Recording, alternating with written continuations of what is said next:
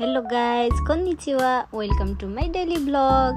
आज चाहिँ मेरो बिदाको दिन हैन। मलाई चाहिँ यस्तो कोरियन हटपट खान मन लागेको नि है, त्यसैले मैले चाहिँ रामेनलाई कोरियन हटपट स्टाइलमा पकाएर खाने विचार गरेँ र मजै लागे। मलाई चाहिने इन्ग्रेडियन्ट्सहरू काट्न र सुरुमा मैले पिमाङ काटेँ हैन, अनि त्यसमा चाहिँ मैले प्याज पनि काटेँ, अनि हरियो सागपात पनि मिसाउनु पर्यो भनेर साग काटेँ। अनि मासु चाहिँ थिएन मसँग हैन, मासुको साटोमा चाहिँ मैले ससेजलाई काटेर हालेँ हैन, देखाइरहेको छु मैले।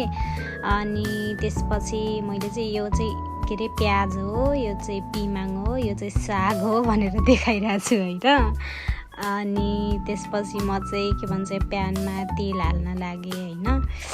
अनि फर्स्टमा चाहिँ मैले ससेजलाई भुटेँ हैन, भुटे भन्छ के गर्छ हल्का भुटभाट पारेँ।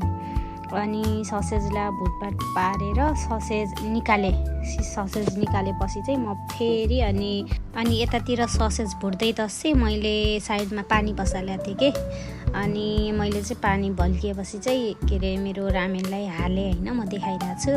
अनि त्यसपछि चाहिँ मैले फेरि मेरो हरियो सागपातहरूलाई पनि भुटभाट गर्नतिर लागेँ हैन।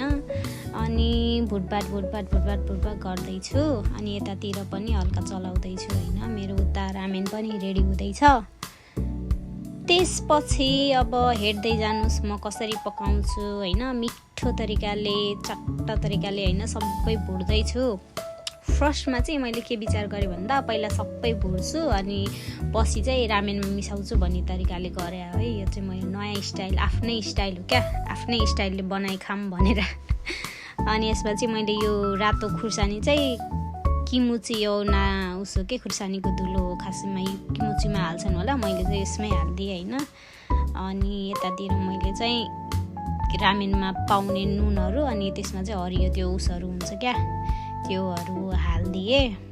अनि यतातिर चाहिँ रेडी हुँदैछ। अनि मेरो यता भुटेर रेडी भएको सामानहरू पनि मिसाइदिएँ, सबै मिसाइदिएँ हैन। अनि मिसाएपछिको मेरो फाइनल लुक चाहिँ यस्तो हुँदैछ क्या। मैले एकछिन भल्ल भल्काइरहेको छु किनकि हटपटहरू त्यस्तै हुन्छ नि त, भल्ल भल्किँदै तस खानेवाला दामी मनपर्ने क्या मलाई चाहिँ, दामी हेर्दै कस्तो मिठो ओइसिसो है।